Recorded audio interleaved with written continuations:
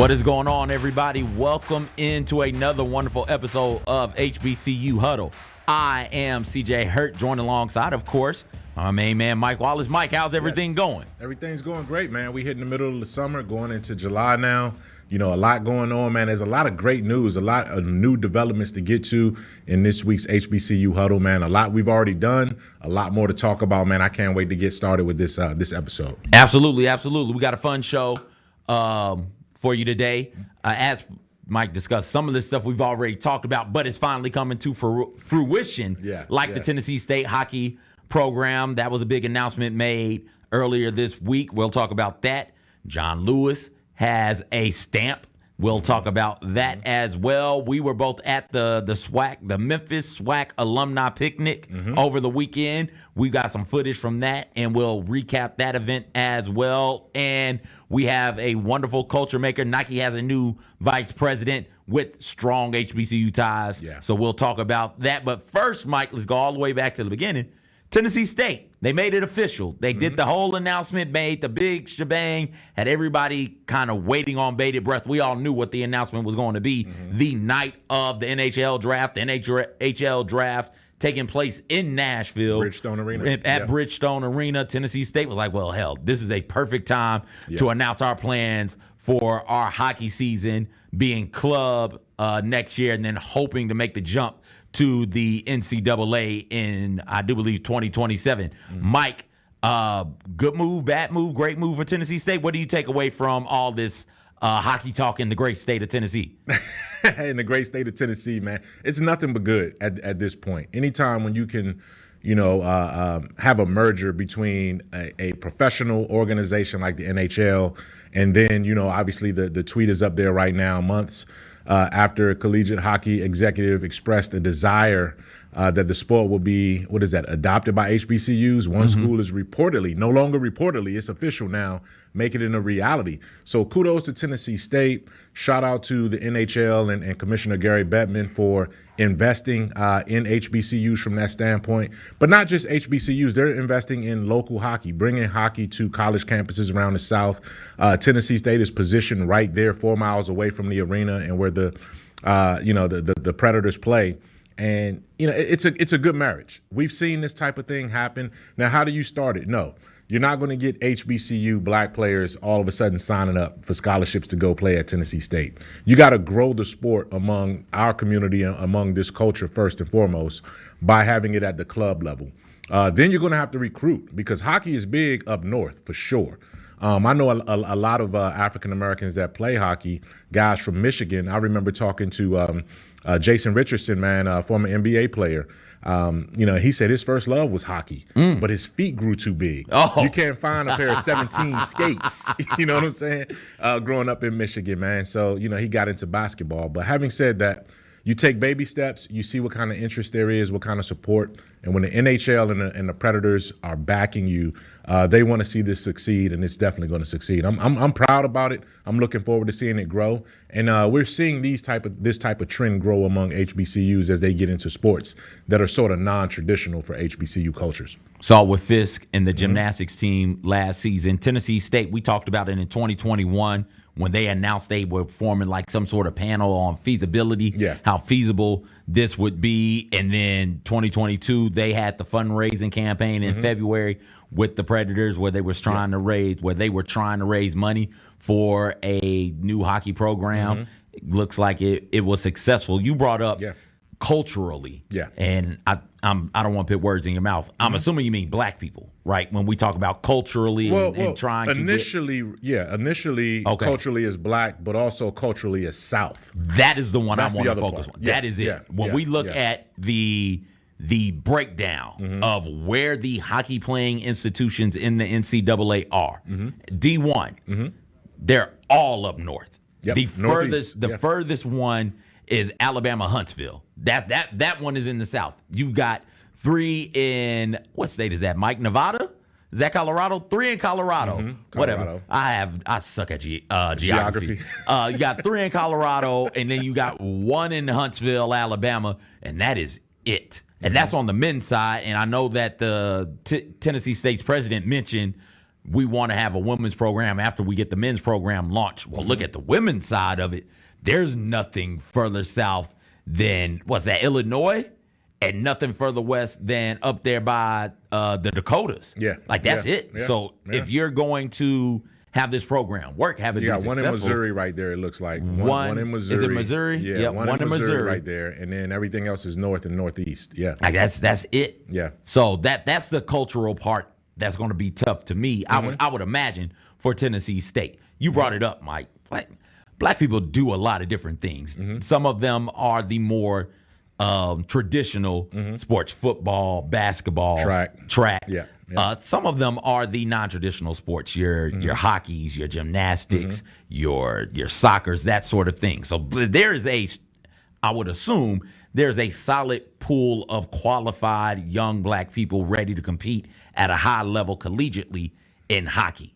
Now, where are they? Because they are not in Mississippi. Right. They are not in Tennessee. I would doubt not in Texas. Well, you just saw the map. Doubt very seriously they're in Georgia or South Carolina. Right, You've got to be able to go up to the Delawares, to the Vermonts, to the Dakotas or Wyoming, the Great Lakes area, Minnesota, and grab some of these kids, which, I mean, why I would think that you'd be able to, being the only HBCU with a team, and then that travel's going to be because you're going to be in a conference that it's going to it's not that bad though when you think about it. I mean, if you can get up to the Northeast from Nashville, I mean, everything is a direct flight in that situation, right? So you're in a good situation there.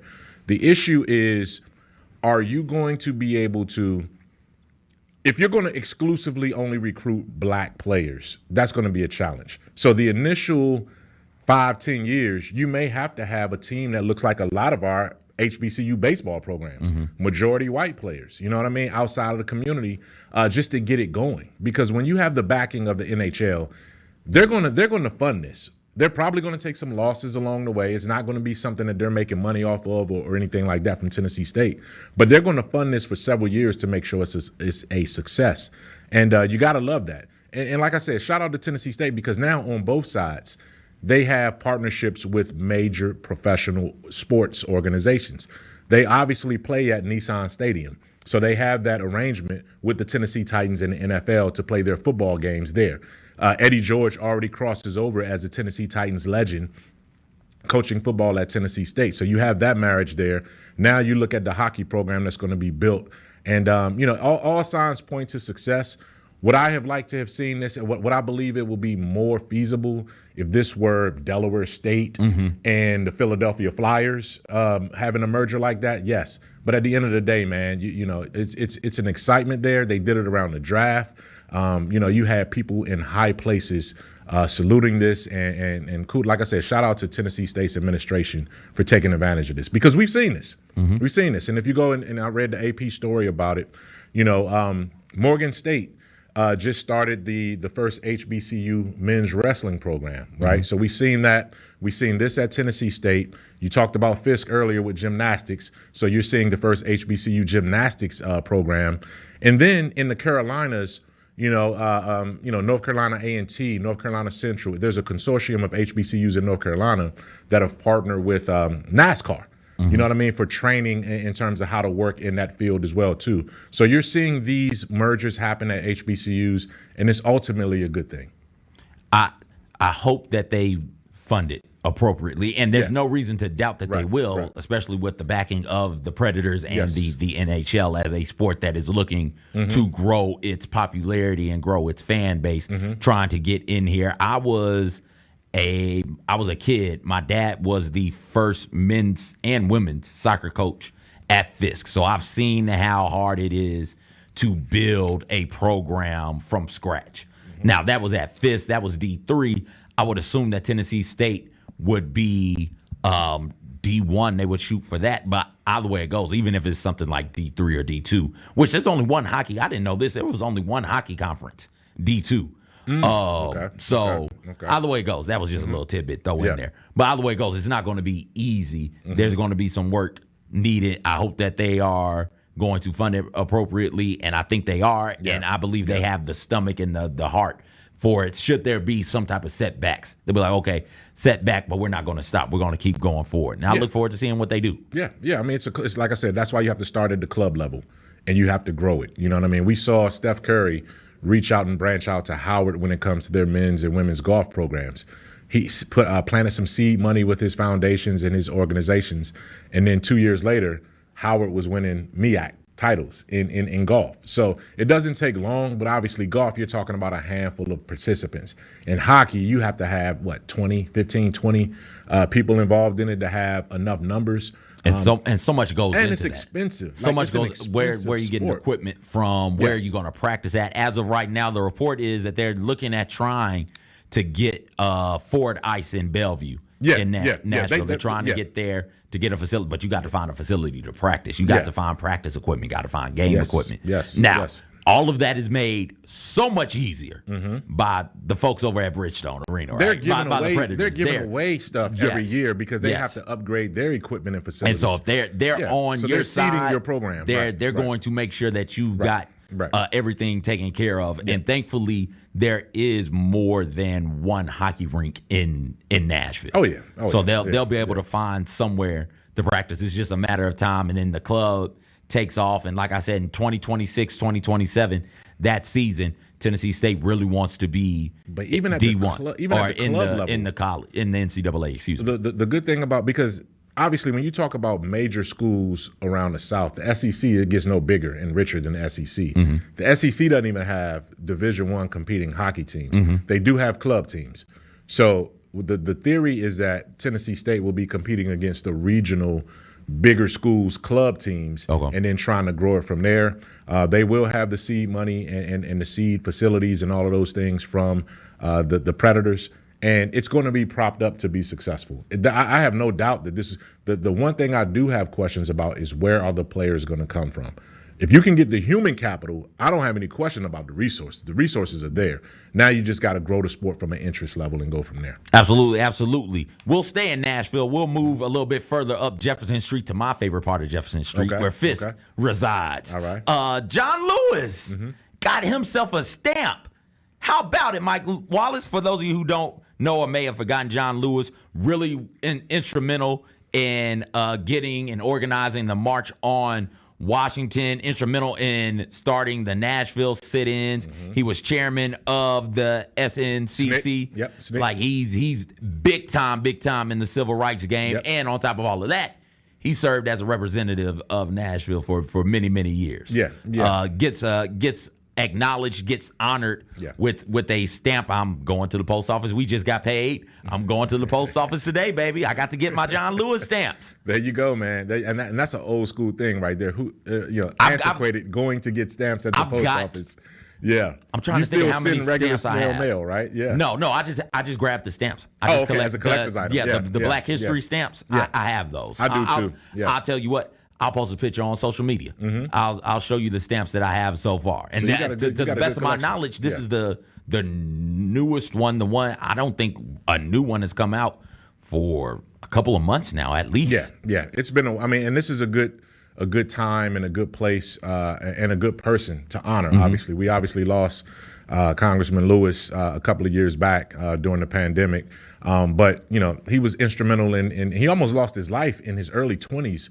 During that march across the Edmund Pettus Bridge in Montgomery to Selma, had his head bashed in, man, and almost, like I said, almost lost his life marching for freedom in that realm. And then ever since then, once he got into Congress, to go from the Student Nonviolent Coordinating Committee, the sit-ins in Nashville, all the way through to enacting legislation in this country at the highest level. What a tremendous life to be honored. I'm looking forward to seeing those stamps too. I have a collection at home too. Like my favorites that have come through, the Wilt Chamberlain one. I used to love that one a lot. My single favorite though was I gotta admit, man, when they honored Marvin Gaye.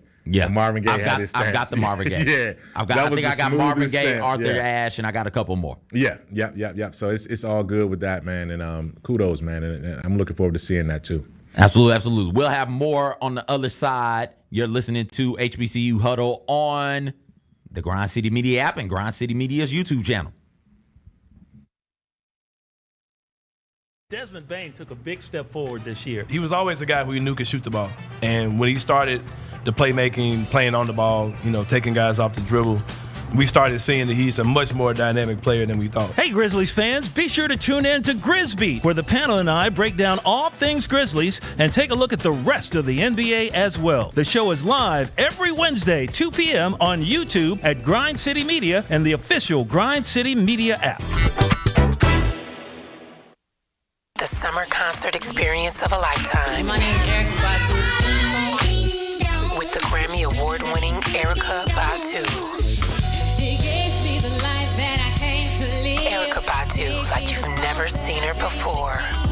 The music, the vibe of Erica Badu with special guest Yasin Bey. The Follow Me Tour with Erica Badu. July 21st at FedEx Forum. Tickets on sale now at Ticketmaster.com. This is the Nike Air Footscape Woven. So this is kind of a lifestyle running shoe. Yeah. That's sold out? Yeah. Oh, yeah. These have resale value, too. Oh, those have resale value on them. Footscapes are comfortable. Footscapes are so comfortable. They're so comfortable, light. They're hideous to look at, but they are so comfortable. It's a cow. Yeah, they're comfy. The top area. Don't look at that particular one. The Sneak Fest Show, live Tuesdays at 2 p.m. on YouTube at Grind City Media and the official Grind City Media app.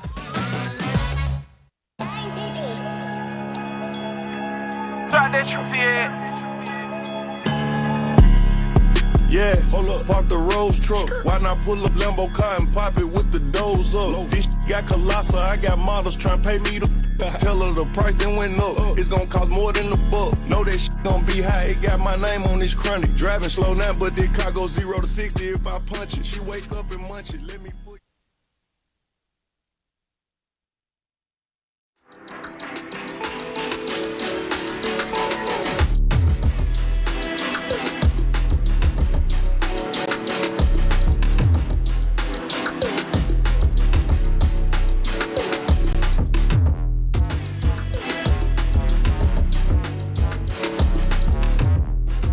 Good afternoon. Everybody having a good time so far? Welcome to our SWAC Alumni Cookout.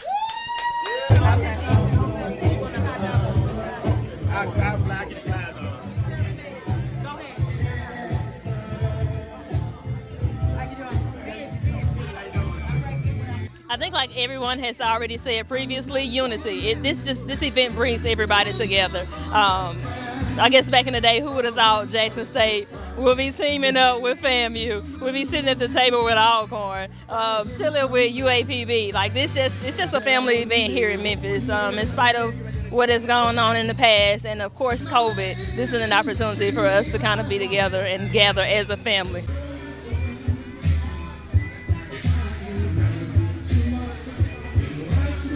So I think the SWAC Alumni Cookout is important because aside from all the rivalry we have during football season, at the end of the day, we're all a HBCU family, and this is a moment for us to somewhat put the rivalries aside and just really fellowship, talk about the importance of not only HBCUs but also our culture, just spend some time together having fun. Now, football season is going to be a little different, but right now it's just all love. No, actually, this is a great opportunity just to fellowship, because it's an opportunity to get to meet and other HBCU alumni, but it's also a great opportunity for us to talk a little bit more about our participation in the Southern Heritage Classic. UAPB as a whole is very excited about this opportunity. We have multiple forces in place to make this an outstanding event for this coming year. I just don't know what the hell I'm gonna do. I gotta turn around, y'all. Good now, Valley, River Valley. How you doing? My name is Landon Johnson, DJ L Boogie with the Fam House DJs right here today with the SWAC Alumni Cookout. What we're doing today is we're doing donations to the Mid-South Food Bank. So, y'all are always welcome to come out, support with the food bank. I've been looking around for some TSU folks because I want to remind them that the UAPB beat TSU the last time we played. And in fact, if my memory serves me correct, the last 2 times that we played. It's the I love all day. Who? Fam what? UA who? Alcorn what? No, okay. It's all about Jackson State at that point. But at the end of the day, it's all love. Appreciate everybody coming out. Let's continue to fellowship and do good with each other until football season. Love JSU. So we just want to make sure that we fellowship, and this is a way also to recruit alumni and to join the local chapter to help support students from Memphis. Oh, that was a good time out there at the SWAC alumni picnic. Mike, you were there. I was there. A lot of great people out there talking. And the thing to take away from it is, like, it was a beautiful networking opportunity. I saw Mississippi Valley had their admissions department out there as well. So it wasn't just the alumni that were out there. Admissions departments were out there. So if you had any questions about admissions, you could have went up there to their tent, talked to them about that, brought a young person with you, talked to them, introduced them, let that be one of their earlier tastes of HBCU culture. Yeah. And in addition to that, as they said in the video, my man from Mississippi Valley, this was all about also raising awareness about the Mid-South Food Bank and contributing to food insecurities and shortages as we're dealing with. And we just, came out of the weekend. The very next day after that, the storm, ravaged a lot of our area. I was one of the guys without power for 3 days. So, food shortages and insecurities are important. That SWAC alumni picnic raised awareness for that. You had, multiple schools again represented. It's always great to see the colors. Yeah. People wearing their gear. The food is always there. We were missing our guy, Kelvin Gates, though, man. Absolutely. He does something special on that grill. So he wasn't there. He was doing another, as we had him on last week's episode. He was in Chicago for another HBCU event. But again, as they said, man, the camaraderie is there. You get together right before football season starts, and then you go into your neutral corners and come out swinging. So there's no shortage of trash talk, but it's all love at the end of the day. UAPB is ready for the Southern Heritage Classic. I'm so excited for them to be here. Yes, they're set up. They had a lot of their executives and alumni there. And again, man, it's a beautiful thing, and this is something that I look forward to. We both have been involved in going from Grind City Media and HBCU Huddle for 2 years now, and it's only going to continue to grow. And as we get forward, next up, SWAC Football Media Day. You know what I'm saying? We'll have a presence there. The kickoff game, MEAC SWAC Challenge, we'll have a presence there. And then next thing you know, man, it's all systems go towards football season. In some of the video, you can hear the party going on in the background, and I thought blues music too, man. I thought about doing this, and then I started just listing songs in my head. I was like, "There's no way I could do this."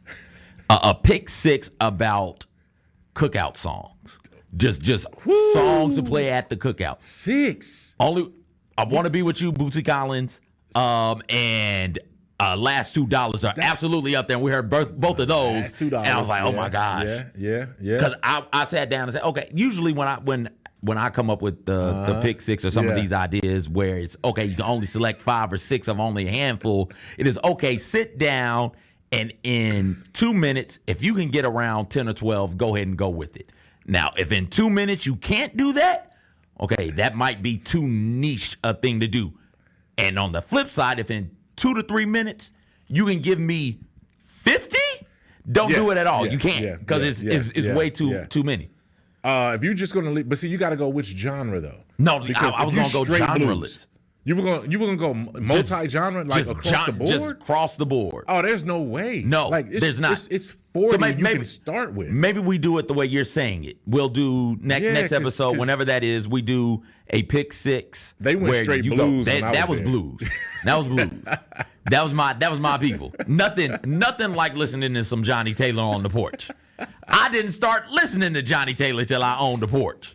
Until you own like the porch. You got to be like, oh, okay. The older people listen to Johnny Taylor. Okay, man, cool. Man. But then once you own the porch, and you the old person, that's it's like, true. yo, listen, where my Johnny Taylor at? I got to listen. It's you have to. Passage. You have to. Passage, man. I'm getting my blues depth right now going, right? You know what I mean? So my wife grew up on blues and she loves blues. So all of that stuff that I heard Saturday, I've heard before, and I'm getting, One Monkey Don't Stop No Show. You know what I'm saying? One Monkey!